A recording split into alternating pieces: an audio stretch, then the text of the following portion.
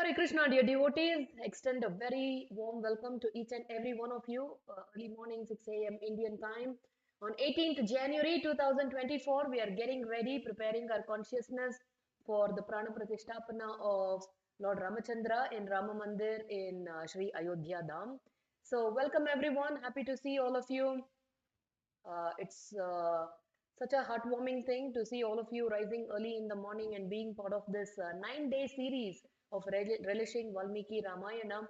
Karupaya ji is here, Raghavendra Kulkarni sir, Chinmudra, Ramachandran sir, Nagaraj ji, Uma Vaidyanathan sir, Shashi ji, Chetan Prabhu, Usha Mataji, Bhaktavatsala Prabhu, Yogita Mataji, Ananta Krishnan Prabhu, Rajalakshmi Mataji, Indumati Mataji, Hina Mataji, Shruti Mataji, Nisha ji, Aarti ji, Soni Mataji. So welcome everyone. Happy to have all of you. So let's go ahead and begin with the prayers. Let me go ahead and share my screen in a way that you can look at the PowerPoint and also me. So that way together we can chant these beautiful Mangalacharan prayers. First we will chant the standard Mangalacharan prayers followed by ISKCON, and then we'll chant a few prayers also from Valmiki Ramayana. So please join me. And while we do that, let me also go ahead and log in on my phone so that way I can keep track of what is going on. Also, I would really appreciate if you can kindly let me know if you're able to hear me clearly. So with that confirmation, we can move forward with the session. So if I'm audible, just say audible in the chat section. And meanwhile, let's start. Okay, great. Thank you, Nagaraj for that confirmation. Thank you. नमः ॐ विष्णुपादाय कृष्णप्रेष्ठाय भूतले श्रीमते भक्तिवेदान्त स्वामिन्निति नामिने नमस्ते सारस्वते देवे गौरवाणी प्रचारिणे निर्विशेषा शून्यवादी पाश्चात्य देशतारिणे जय श्री कृष्ण चैतन्य प्रभु नित्यानंद श्री अद्वैत गदाधर श्रीवासादि गौर भक्त वृंद नमो महावदान्याय कृष्ण प्रेमा प्रदायते कृष्णाय कृष्ण चैतन्य नाम्ने गौरत्विषे नमः नमो ब्रह्मण्य देवाय गो ब्राह्मणहिताय च जगद्धिताय कृष्णाय गोविन्दाय नमो नमः हे कृष्णा करुणा सिन्धो दीनबन्धो जगत्पते गोपेशा गोपिका कान्ता राधा कान्त नमोऽस्तु ते तप्त काञ्चन गौराङ्गी राधे वृन्दावनेश्वरी वृषभानुसुते देवी प्रणमामि हरिप्रिये वाञ्छाकल्पतरुभ्यश्च कृपा सिन्धुभ्य एव च पतितानां पावनेभ्यो वैष्णवेभ्यो नमो नमः हरे Krishna Krishna Krishna Hare Hare Hare Ram Ram Ram Hare Hare. So let us offer our humble obeisances by placing our heads at the lotus feet of His Divine Grace, Abhay Charanaravinda Bhakti Vedanta Swami Srila Prabhupada, my most beloved spiritual master, my eternal source of inspiration. It is only surely by His mercy that we are able to continue through such amazing classes. So let us seek His blessings, His costless mercy on day 5 of Sri Ramayana series. So now let's switch and chant the Mangalacharan prayers from Valmiki Ramayana. शुक्लाम्बरधरं देवं शशिवर्णं चतुर्भुजं प्रसन्नवदनं ध्यायेत् सर्वविघ्नोपशान्तये गुरुर्ब्रह्मा गुरुर्विष्णु गुरुर्देवो महेश्वरः गुरु साक्षात् परं ब्रह्म तस्मै श्रीगुरवे नमः कूजन्तं राम रामेति मधुरं मधुराक्षरम् आरुह कविताशाखं वन्दे वाल्मीकिकोकिलम् यः पिबन् सततं रामचरितामृतसागरम् अतृप्तस्तं मुनिं वन्दे प्राचेतसमकल्मषम् मनोजवं मारुततुल्यवेगं जितेन्द्रियं बुद्धिमतां वरिष्ठं वातात्मजं वानरयूतमुख्यं श्रीरामदूतं शिरसा नमामि रामं रामानुजं सीतां भरतं भरतानुजं सुग्रीवं वायुसूनं च प्रणमामि पुनः पुनः नमोऽस्तु रामाय सलक्ष्मणाय देव्यै च तस्य जनकात्मजायै नमोऽस्तु रुद्रेन्द्र यमानिलेभ्यो नमोऽस्तु चन्द्रार्कमरुद्रणेभ्यः. So Hare Krishna everyone. Day 1 of Ramayana series, we went into the 4 different meanings of the Bija mantra, the seed mantra of Ramayana. We understood the Ramayana Avatara Leela, what caused the manifestation of Ramayana. And this particular mantra, Ma Nishada Pratishtham Tvam Agama Shashwati Samaha Yat Krauncha Mithunadi Ekam Avadhi Kama Mohitam. So the literal meaning, Rama killing Ravana, so from the perspective of Lord Rama. Ravana kidnapping Sita Devi from the point of view of Ravana. And then that which is most relevant to all of us, the Lord coming to reclaim the conditioned soul. So like this, 4 different meanings we discussed on day number 1. And day 2, we started with Balakanda. And in Balakanda, we saw how Maharaj Dasharatha performed Putrakameshti Yajna. And from that, as a result, these 4 divine personalities were born, Rama, Lakshmana, Bharata, Shatrughna. We also understood what is the in-depth philosophical meaning. Who do all these 4 great personalities, divine personalities represent, and what can we learn from that? So we understood all that. And on day 2, we continued with Balakanda. We saw how Vishwamitra Muni comes and he takes Rama and Lakshmana with him, and the killing of Tataka and Subahu and Maricha. Ramachandra used Vayu Astra to banish Maricha. He went and fell on the 8th island, that was Mauritius, that is right now called Mauritius. And the Swayamvara, the marriage ceremony, the Vivaha Yajna of all the 4 brothers with the 4 sisters, the 2 daughters of Janaka Maharaj, Sita Devi and Urmila Devi, and then the 2 daughters of the brother of Janaka Maharaj, Kushadwaja, that is Mandovi and Shrutakirti. So we witnessed that. And yesterday, we also started with the Ayodhya Kanda. So once all these 4 brothers were living very happily with their respective Dharmapatnis, wives, we saw how Kaikeyi, out of her envy and greed, especially greed, that only her son should be ruling Ayodhya, and this is because of the poisoning of Mantara. So as a result of this, Rama was instructed to leave Ayodhya immediately overnight, because the next day was supposed to be the coronation. So he's been instructed. We also saw yesterday how in the first 2 sargas of Ayodhya Kanda, the glorious character of Ramachandra is being depicted, which is very, very inspirational for all of us, how we should live as humans.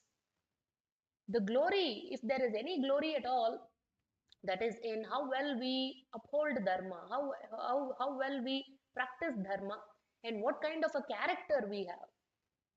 And who other than Lord Ramachandra to uphold the glorious characters, Gunavan, Viryavan, Dharmagnya, Kritagnyasya. So many wonderful characteristics, qualities of Lord Ramachandra we discussed with examples many a times. So today, let's continue forward. So Rama, somehow or other, he convinced his mother Kaushalya, he took her blessings, and then he also went and had this very profound conversation, discussion with Mother Sita. He is trying to, somehow or other give this news to Sita and somehow keep her in Ayodhya, or if not, at least go to Mithila Desh, and then I will be back in 14 years. But Sita Devi, she speaks so well, she responds so well, and she is also no less in upholding Dharma as a pativrata, as a chaste wife. So finally, Lord Rama gives her the consent that yes, you can go with us. And the moment he gave the permission to Mother Sita to join him for this Vanavasa, Lakshmana, who was right there, and we know wherever there is Rama, Lakshmana also follows. So Lakshmana immediately holds the feet, lotus feet of Lord Ramachandra, and he's looking at the beautiful face, most beautiful face of Mother Sita. And then Lord Rama consents for Lakshmana also to go. So now it's time for them to bid farewell to everybody. So they are taking everybody's blessings. So they have come to take the blessing of Maharaj Dasharatha. If you remember, most of the conversation happened between Kaikeyi and Rama. It is Kaikeyi who gave this news to Lord Ramachandra that you have to leave immediately. Because your father has given me, these boons, and he has made this promise. And the two boons that Kaikeyi asked was one, that my son Bharata should become the king, not you, O Rama. And the second thing, while my son is ruling as Ayodhyapati, you should, go into the forest for 14 long years. And that too, how you should go? Being a jatadari with matted hair, you have to be like a forest dweller, and you should not take any sampatti, any treasury from Ayodhya. So she was the one who conveyed this. So Rama, along with Lakshmana and Sita, they went to take the last darshan of Dasharatha Maharaj before they go into the forest. And here, Dasharatha Maharaj in public, all the citizens, by now the news has spread like a wildfire. All the citizens of Ayodhya have assembled. Everybody is wailing. And there are these three mothers, Kaushalya, Sumitra, and Kaikeyi. And Dasharatha Maharaj, somehow he is trying to manage and keep his composure. And for one last time, Dasharatha Maharaj is doing his very best to see if Kaikeyi will change her mind just before they are leaving.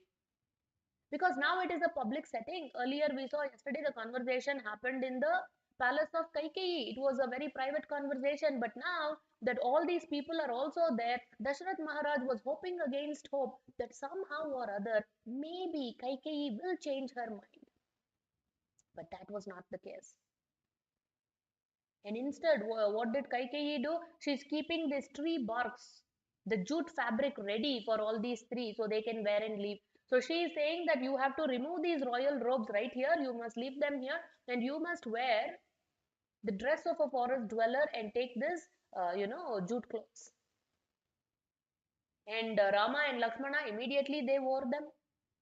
But Sita Devi, she's such a Komala, she's so fragile, she's so gentle. All her life, she's been raised as a princess. She's been wearing the finest of silk. And now wearing this tree bark, she was not even familiar with them. Like, how do I even wear it? And she was struggling a little to wear those tree barks. And then Rama said, you don't even know how to wear this and you're coming with us? Here, let me help you.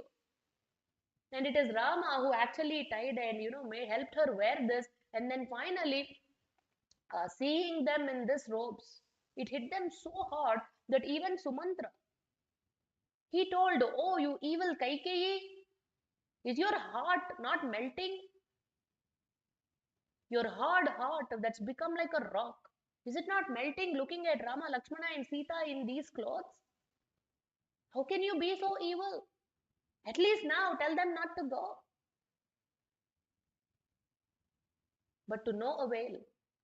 And then here was Vasishta Muni. Even he tried to convince Kaikeyi to take her word back. But she did not. And this is when Rama instructed Lakshmana that please take blessings of your mother before we leave. So first, all three, Rama, Lakshmana, and Sita, they went to Mother Kaushalya. They touched her lotus feet and they took her blessing.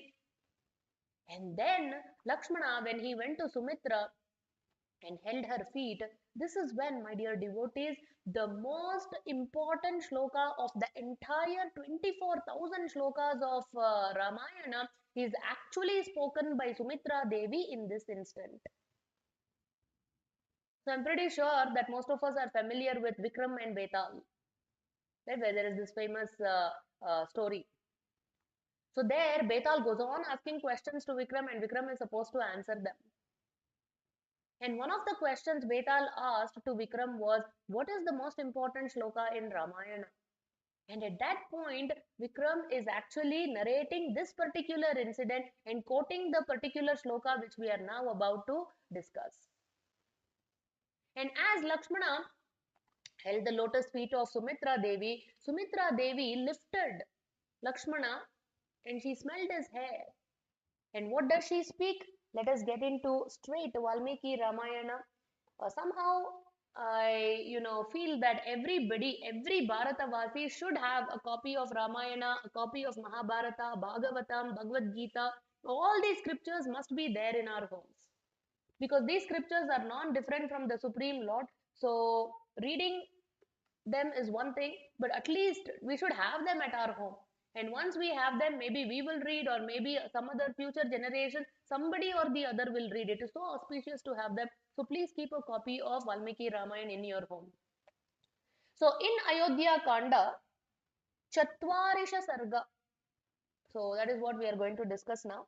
So right in the beginning, what does Sumitra say? So she says, "Oh Lakshmana, don't think that this decision of yours to go into the forest, Vanavasa, is causing me distress. No, it isn't." She said, "Actually, I am very happy that you are going on this Vanavasa. And not only I am happy, she is telling your creation has happened only for this purpose. For you to go into the forest and serve Lord Rama." So what mother will say this? And she is saying, I am going to speak that which is hita for you. Hita means that is in your best interest. That is for your benefit. This is very interesting. In Kaushalya, Sumitra and Kaikeyi, we see three different types of mothers. All are wanting to do hita. But what type of hita?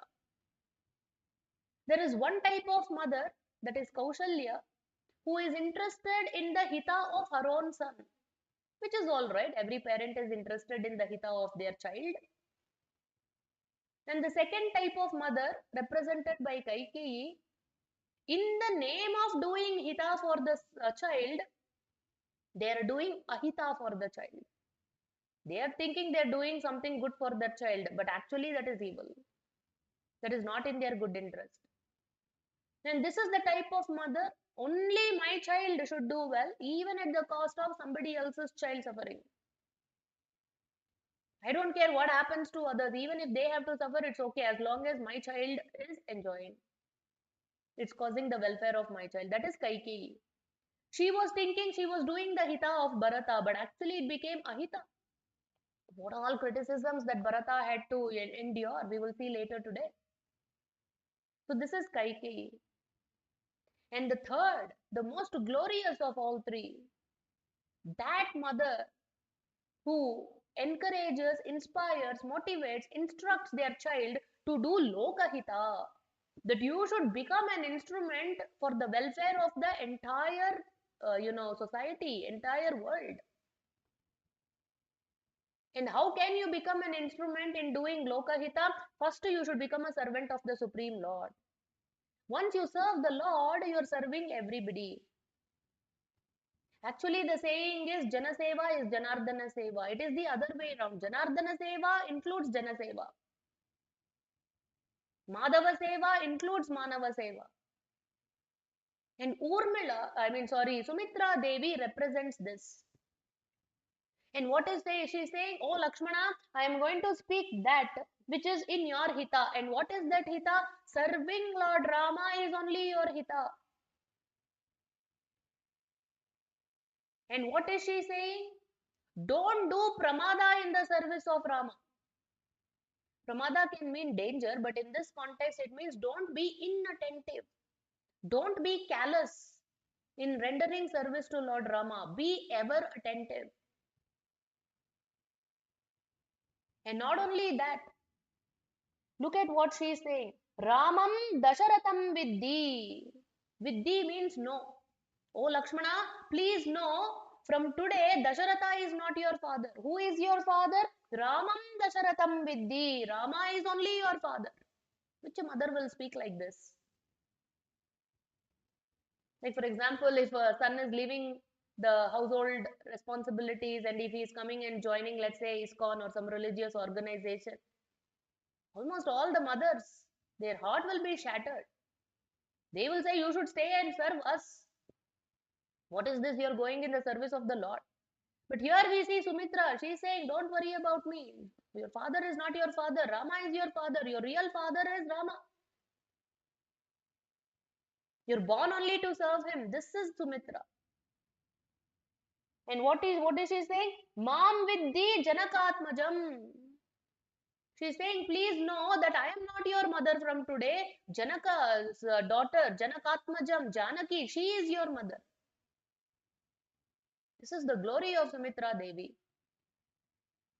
And what is she saying? Ayodhya Matavim Vidhi. From today for you, this is not Ayodhya. Atavi is your Ayodhya. Aranya, forest is your Ayodhya. And then she's seeing that Lakshmana is listening to all this and standing there. And what is she saying? Gachatata. Now proceed, proceed. Don't stay here any longer. Go.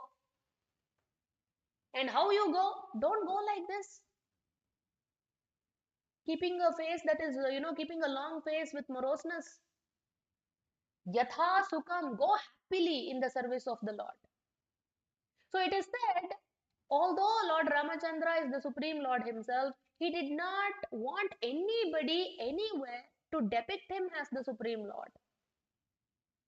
Even in Valmiki Ramayana, whether it is Narad Muni, whether it is Valmiki Maharshi, most of the time they're glorifying him as a human only. It's not that they don't know he is the Supreme Lord. But in this avatara, Lord Ramachandra did not come to show that he is God. He came to show how to live as a human. So he wanted himself to be depicted like that. But it is said there are about 5 people who knew the Supreme Lord position of Lord Ramachandra. All his 3 brothers, that is Lakshmana, Bharata, Shatrughna, they knew that Lord Rama is none other than the Supreme Lord. Sita Devi knew that, and also Sumitra. And of course, Vasishtha Muni is the sage, he also knows. We also said how when they were taken to Gurukul, he offered his obeisances to them. So like this, 5, 6 people. So Sumitra is one of them. And in this one line, this is the most important shloka, that Ramam Dasharatham Vidhi Mam Vidhi Janakatmajam Ayodhya Matavim Vidhi Gachatata Yatha Sukham. This is the shloka.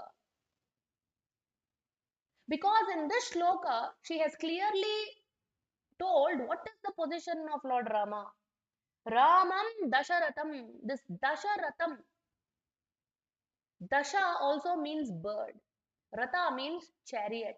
He who has a bird for a chariot. And who is that? Garuda Vahana. That is the Supreme Lord. So she is saying Ramam Dasharatham. Who is Rama?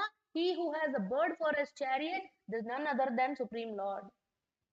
Mam Janakatmajam. Mam. When we discuss the word Ma Nishada. If you remember, recollect. I had clearly told you their Ma means Mother Sita, Mother Lakshmi Devi. So who is this Sita, Janakatmajam? She is none other than the Swarupa of Lord Lakshmi, Goddess Lakshmi. Ayodhya Matavim. Vaikunta, another name is also Ayodhya. So like this, in this one line, she has said that Rama is actually the Supreme Lord. Sita Devi is none other than the Supreme Goddess, and Ayodhya, Vaikunta. So like this, Sumitra Devi gave her wholehearted blessings to Lakshmana and said, now Gaccha Tata, please leave, don't delay. So they took the permission from everybody, and Sumitra was called, and Dasharatha Maharaj said, just take them to the banks of Ganga and just, make them go around for a few while and bring them back. But Rama, Lakshmana, Sita knew this is not what is going to happen. They are going into the forest for 14 years. And also Dasharatha Maharaj said, take all the treasury, build a nice palace for them in the forest. And Kaikeyi said nothing. They have to go just the way they are, wearing tree barks. So they have mounted the chariot of Sumitra, and Dasharatha Maharaj is telling, please at least go slowly so I can behold the lotus face of Rama. But Rama is telling, no, you have to hurry up. Because if we go like this, all the citizens are crying, the mothers, the fathers, especially Dasharatha, it will be heartbreaking for them also, for us also. So you have to speed up. So who does he listen? Sumitra, Dasharatha Maharaj, or Ramachandra's instruction? And finally, he does go, and Dasharatha Maharaj, he is beholding the face of Lord Rama for as long as possible, as far as possible, and then he could not actually see them, and there was only dust. And beyond a point, even the dust was not visible. And it is said right after this, Dasharatha Maharaj went blind. The last person he saw was Lord Ramachandra. After that, he did not see anybody. And immediately he said, I cannot any longer stay here in this Kaikeyi's palace. Take me to Kausalya's palace. And all the citizens of Ayodhya were following for so long, they almost came to the bank of the Ganges. And that night, the Ayodhya Vasis, they said, we will also go. Wherever you are there, that is only Ayodhya for us. So we will also come with you, O Lord Rama. And then what to do? As much as Lord Rama is persuading, the citizens are not going back. And as though they were sleeping, they did. But in the middle of the night, Lord Rama woke up Sumitra and he said, now is the right time, let us leave. But ride the chariot in such a way that you go in circles that the citizens should not know in which direction we have gone. Otherwise, they will still continue to follow. So like this, Sumatra abided the instructions, and in the morning, the citizens were wailing with so much of pain because, their very life, their Atma, that is Lord Ramachandra, had left. And Sumatra takes them, and then the first person that they meet on this exile is Guha. So Guha is the tribal king, he is Nisha, the Raja. So he brings all these beautiful flowers and fruits and vegetables and offers them. But all three of them, Rama, Lakshmana, Sita, they say that we appreciate your, hospitality, but today we are fasting, we will not be accepting anything. But however, you can feed these to the horses, and that will please us. So this Nishada Raj did so, and then after that, Rama and Lakshmana, they got this milk, using which the gel kind of a thing, using which they matted their hair right in this place. Later we will see when Bharata comes, he will also, knowing that Rama Lakshmana matted their hair, Bharata Shatrughna will also mat their hair here. And like this, Nishad Raj, he says, so what if you are not allowed to rule the city of Ayodhya? Why don't you rule my whatever little tribal community I have here? And at this point, Rama hugs, he embraces Guha and says, from this point onwards, oh Guha, you are my dear friend. Atma Priya Saka.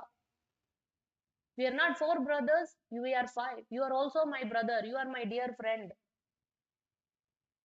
So, like this, and at this point, this Guha, he actually, his mother, when she beheld the beauty of Lord Rama, she had this intense desire how I could make him sit on my lap and treat him like my child. He is so beautiful, so charming. But of course, she could not do that at this point.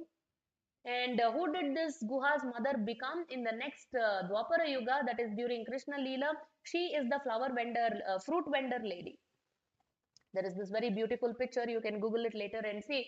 So the fruit vendor lady who used to come and sell fruits to Mother Yashoda, Nanda Baba, and Krishna. And once when his parents weren't there, so Krishna brought with his tiny little hands this grain and everything had slipped out of his between his fingers. Still he comes and gives those tiny little a little bit of grains whatever he had. And then this fruit vendor Mataji, she says, only if you sit on my lap, then I will give you fruits. And then Krishna happily sits on her lap, and this desire of Guha's mother got fulfilled in the Dwapar Yuga. So we should be very careful whatever we desire, because Krishna will eventually fulfill them. So from here, the this prasanga, this incident where this boatman ferries across the Ganga, all these three, Rama, Lakshmana and Sita, this is actually not there in Valmiki Ramayana. This comes in Tulsi Ramayana. But it is such a sweet pastime, so it is worth recounting here. So when Rama approaches the boatman and says, oh boatman, okay, but please ferry us across Ganga. The boatman says, definitely I will. But oh Rama, that I have heard the glories of the dust of your lotus feet. I've heard that earlier when you touched a stone, in the other class we talked, it was actually the ash, that it turned into a woman. My God, what if your lotus feet touches my boat and if my boat becomes a woman? Now I can't afford to take care and maintain another woman. Already I have a wife, I have my children. So I can't take this risk of letting your feet touch my boat. So Rama said, then how will we cross? He said, well, I have a request. And what is that request? I will first wash your lotus feet. That way all the dust will go away and then you can sit in my boat.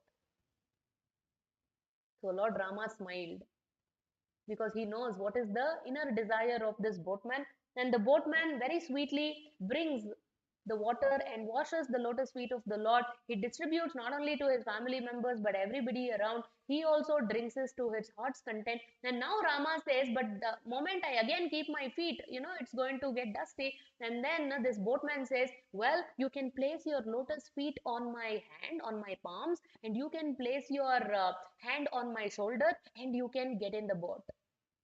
What glory, what great fortune of this boatman.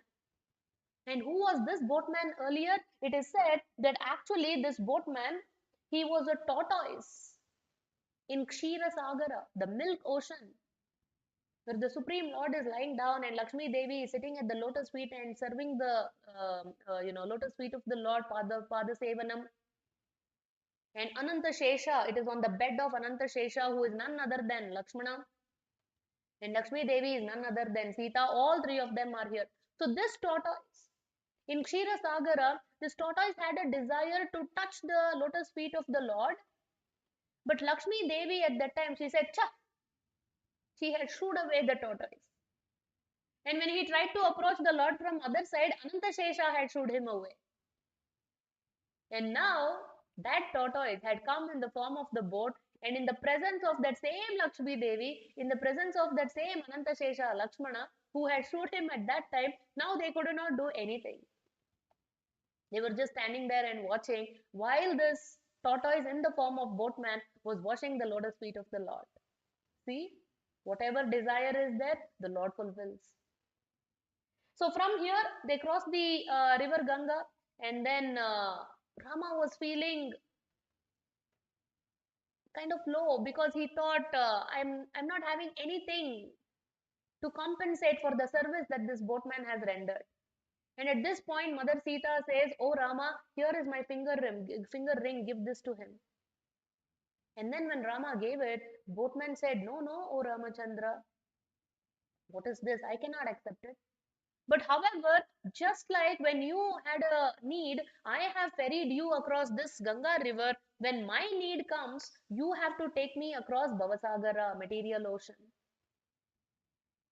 So we know the Lord is most intelligent, but the devotees are even more intelligent than the Lord. This is the kind of dealings that they have with the Lord. Very sweet. And from here, they go to Bharadwaja Muni's ashram. Now, Bharadwaja Muni is such a great rishi. So they inquire from him, what is a good place for us to stay in the forest? Bharadwaja Muni says, you can stay here only in our ashram. There will be no hindrances to whatever it is that you want to do. But Lord Rama says, but this is very close to Ayodhya. So the citizens will find out and they will keep coming. So we have to go further into the jungle. So at this, Bharadwaja Muni instructs them that very close, if you walk in such a particular direction, there is Chitrakuta. And Chitrakuta is so scenic, it is so serene that that will be the ideal place for you to stay. So they agree for this proposal, and as Rama, Lakshmana, Sita are traversing to the forest, a thorn pricks the soft feet, the foot of Mother Sita, and she's like, ah, and she falls into the arms of Lord Ramachandra. And then after removing the thorn, look at what Lord Ramachandra says, dear devotee. He actually invokes Mother Earth, Bhumi Devi. She says, oh Bhumi Devi, and there is Bhumi Devi, she is manifest right in front of him. And Lord Ramachandra says, if at all thorns must come in the way of Sita, let it come. Why? Because the world has to know what a pativrata has to bear. If at all the thorns must come in the path of Lakshmana, let them come. Why? Otherwise, how will the world know what a servant has to endure in the service? And oh Bhumi Devi, if at all thorns must come in my way, let them come. If not, how will the world know that what a person who has been exiled must go through? But oh Bhumi Devi, with folded hands, I request you, I plead you, if at all Bharata comes through this way, please make sure that there are no thorns in his way because he is a sadhu. Now Bhumi Devi is quite perplexed. She says, oh Ramachandra, what kind of a request is this? For Sita, if it comes, it's okay. For Lakshmana, if it comes, okay. For you, if there are thorns, it's okay. But for Bharata, it's not okay. And you yourself said Bharata is a sadhu. Now, given that he is a sadhu, doesn't the sadhu have to endure such pain also? Ramachandra said, oh Bhumi Devi, you did not understand what I'm trying to say. And what is that? Because Bharata has the heart of a sadhu, if a thorn pricks his feet, immediately his heart will break. Why? Because he will think, in this same path, Rama, Lakshmana, Sita have traversed. And knowing that we have gone through such pain, his heart will break. That is the kind of sadhu my Bharata is. So please make sure that there are no thorns on his path. Look at the kind of admiration, affection, that love that Rama had for Bharata. The high esteem that he had for Bharata in his mind. So like this, they do go through the entire path and they reach Chitrakuta ashram. And then meanwhile, this Chitrakuta ashram, they stayed actually here for a pretty long time out of the 14 years, 11.5 years. So Lakshmana makes a kutir for Rama and Sita just the way they want. And also Lakshmana never slept for 14 long years. Day and night, he was completely absorbed in the service of Rama and Sita. And why he never slept 14 years? Because he is preparing himself for killing Meghdut, Indrajit, the son of Ravana. Because Indrajit had a blessing that only he who has not slept for 14 years, he who has not eaten for 14 years, and who has maintained celibacy for 14 years can only kill Indrajit.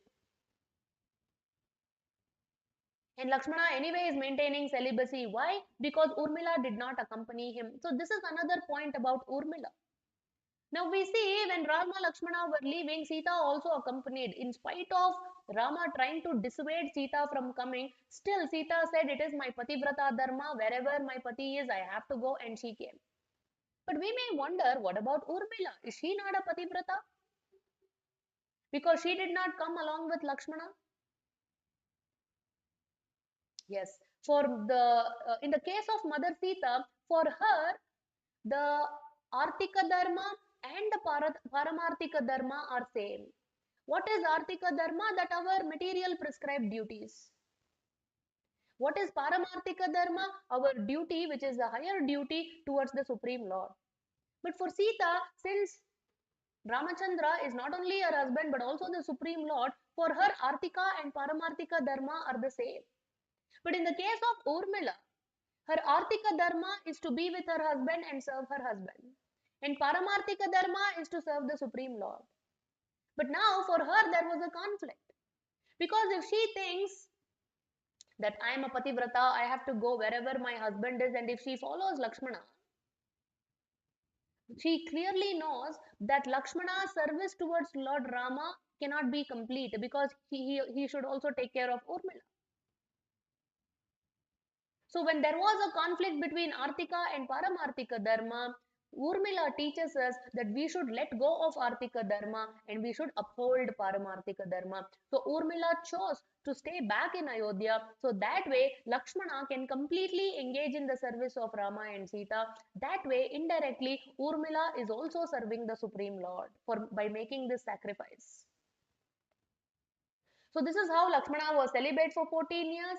From the very first, the moment they came to that Guha's place, tribal king's place, Lakshmana stopped sleeping. And even Lord Ramachandra did not tell him to, because he knew that we are all, he knew that this is the preparation for killing Indrajit. And he had never eaten. He would collect roots and serve Rama and Sita. And Rama, after they accepted the food, he would always give a fruit to Lakshmana. Although he accepted it, he never ate it. He offered it back to Vana. And later it is said after Lakshmana killed Indrajit, when this conversation came between Rama, Lakshmana and Hanuman. So Rama told Hanuman that to go collect all these fruits that were given back to the Vana by Lakshmana, and actually of the 14 years, 2 fruits were missing when Hanuman collected. And Rama asked, how come 2 fruits are missing? Did you eat on those days? Lakshmana said, no, my dear brother, there are 2 days on which you did not eat. One of those days was when Dasharatha left his body, and the other day was when Mother Sita was kidnapped by Ravana. So what a glorious personality Lakshmana is, how he is serving 14 years, not sleeping, not eating, celibacy. And meanwhile, we should also understand that within 6 days of Rama, Sita, Lakshmana leaving to the forest, Dasharatha Maharaj left his body.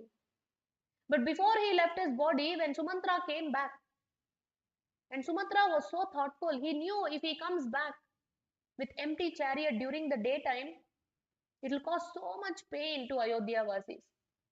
So he came in the evening when it was dark. And as soon as he came, Dasharatha Maharaj, first thing he asked was, did Rama give me any message? So he said, yes, he did. And what was that? So Rama had told Sumitra to give this message to Dasharatha. What is that message? That please coronate Bharata, but after coronation, please treat all my 3 mothers equally. There should not be any discrimination or ill-treatment towards Kaikeyi. How glorious Lord Rama is. Of all the messages he could have given, he tells his father that his father should treat all his 3 mothers equally after what Kaikeyi has done. And Dasharatha Maharaj asked, did Janaka Nandini, Maithili, did she give any message? Yes, she has offered her obeisances to all of you. What about Lakshmana? Sumitra says, Lakshmana did give a message, but Rama has told me not to convey that message. So I cannot convey. And Dasharatha Maharaj immediately predicts what Lakshmana might have told. So Dasharatha Maharaj says, oh Sumitra, if at all Lakshmana has said, capture my father, put him in captivity, put him in prison, and coronate my brother Rama. If that is what he has said, then Dasharatha says, I can die peacefully because Rama is being served by a servant like Lakshmana who is so chaste, who is so loyal. And actually, that is pretty much what Lakshmana had said. Lakshmana is a little hot-tempered.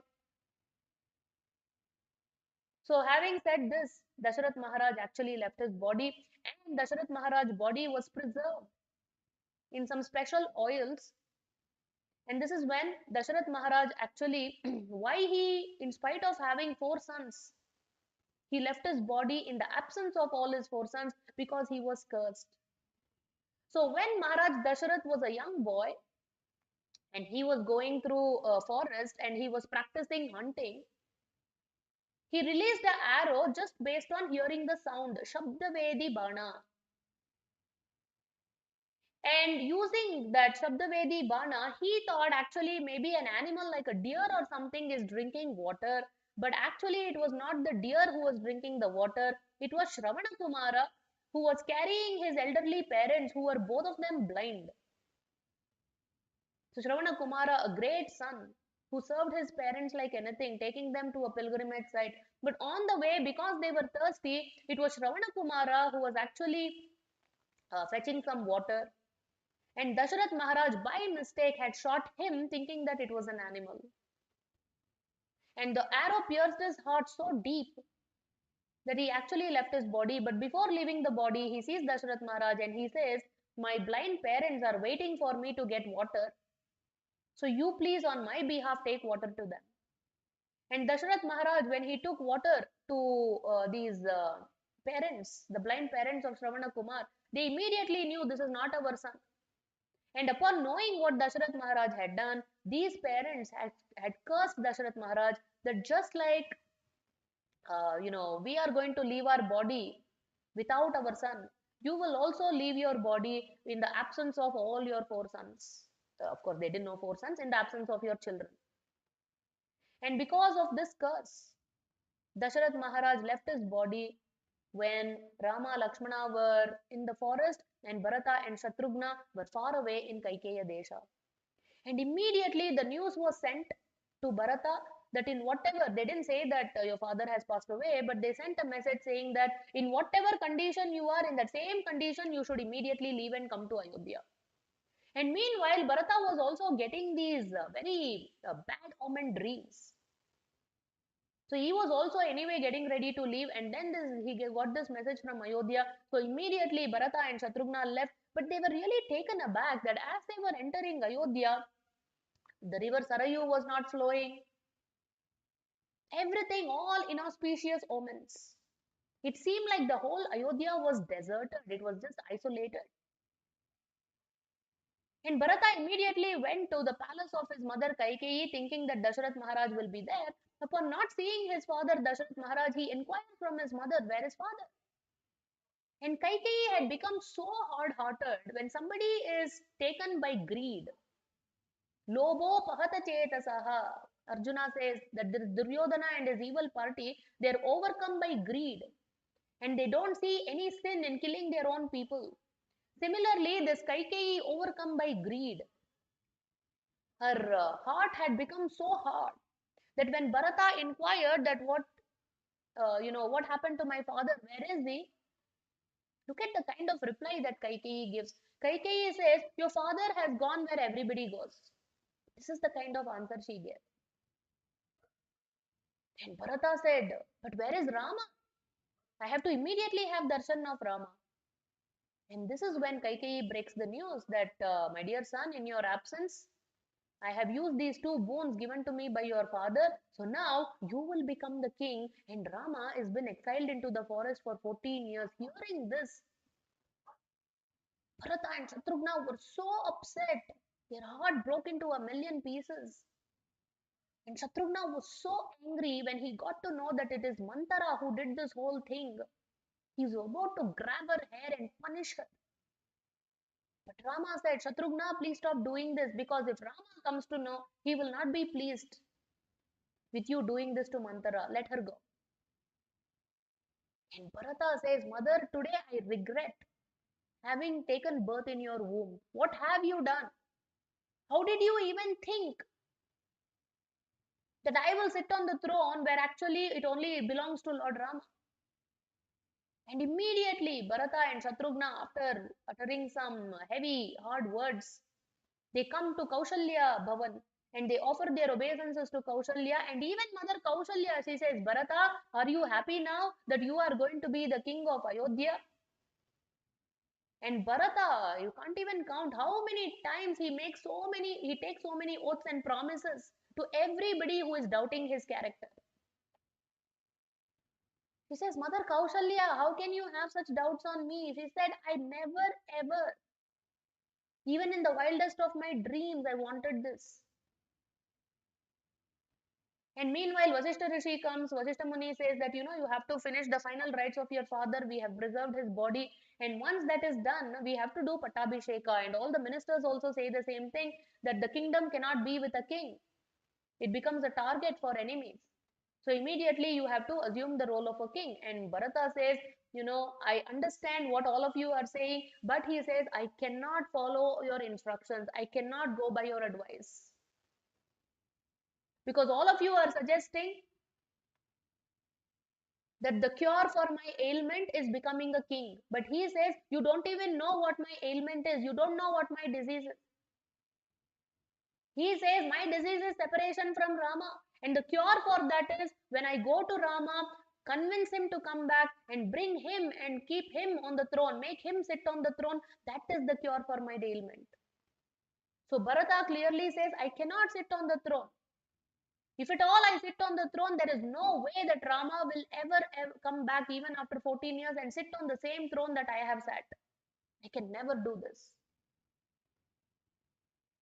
And this is how Bharata, such an amazing personality, great person, that in his heart, it's so pure, so pure.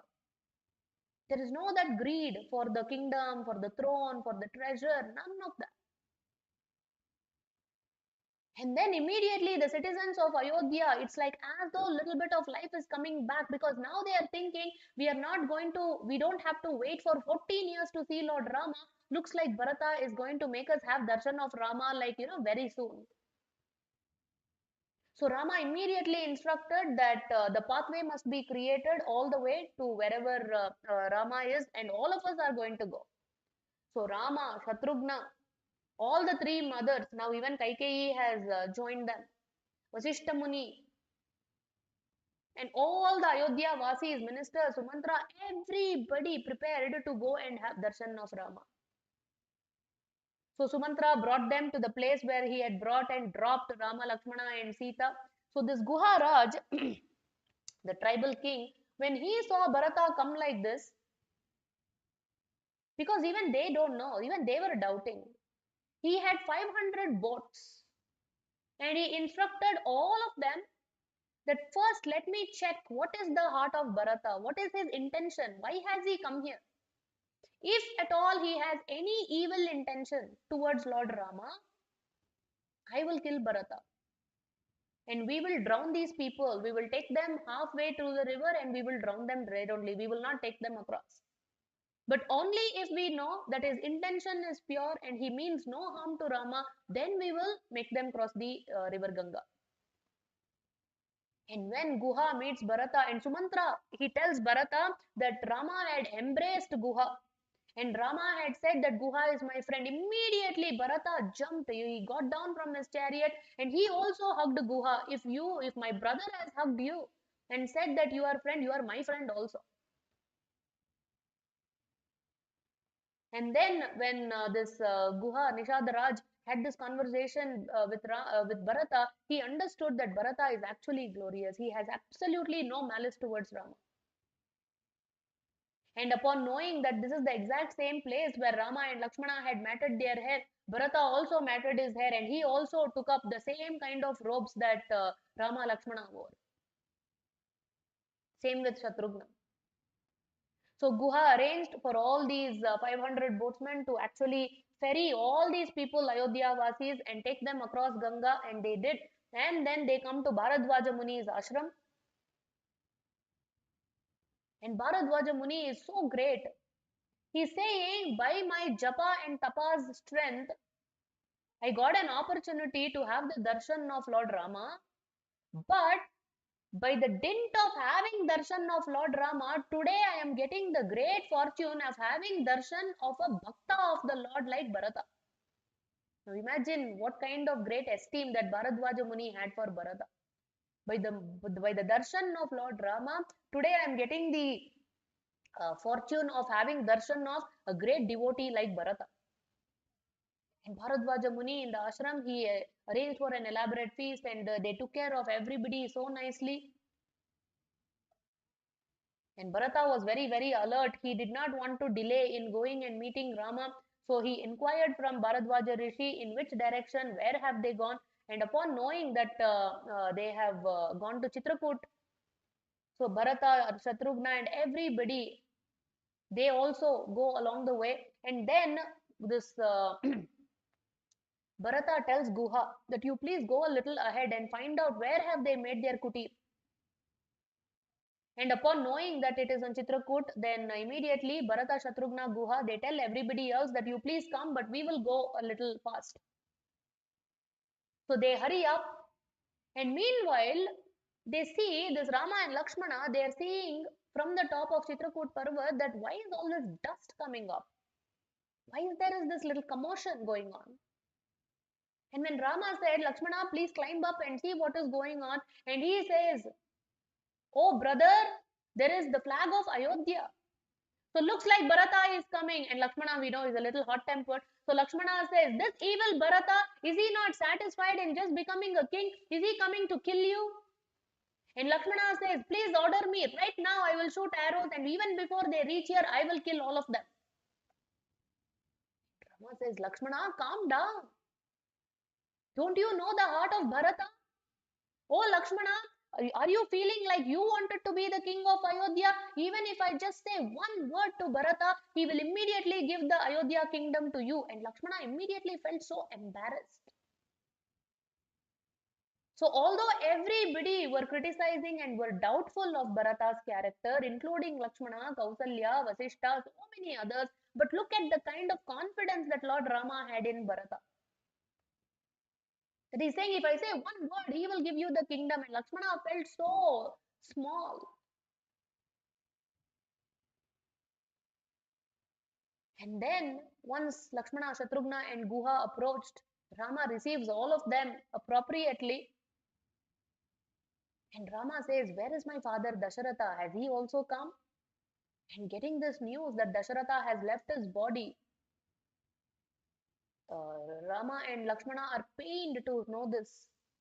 And immediately, on the banks of Sarayu, no, not Sarayu, I think it's Mandakini river. So there, Rama and Lakshmana do Pindodaka. They offer Pinda to their father. And look at the condition.